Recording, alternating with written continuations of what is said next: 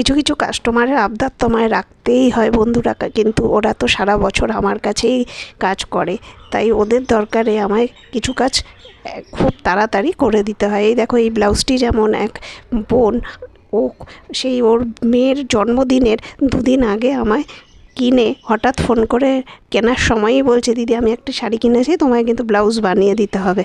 তা এমন অবস্থা, আমার লাইলিন ফলস কিছু আনবারও সময় ছিল না। আমি বললাম তুমি ওগুলো তাহলে সাথেই নিয়ে এসো। ও সব কিছু নিয়ে সেই আমার কাছে ব্লাউজটি রাতেই দিয়ে গেছিলো, এবং এই ব্লাউজটি আমি কিন্তু একদিনের মধ্যে তৈরি করেছি। পেছনে ডিপ ভি করে এই দেখো আমি পাতা লাটকান করে দিয়েছি, আর সামনে করেছি বাসেরা গলা, হাতা করেছি পাপ।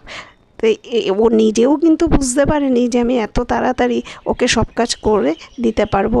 আর এই ব্লাউজটির ফলস বা এই যে হুক ঘাটের কাজ আমি যাকে দিয়ে করাই তার কাছে দেওয়ারও সময় ছিল না, পুরোটাই নিজে করেছি আমি। তা তোমাদের কার কার সাথে এরকম ঘটনা ঘটে?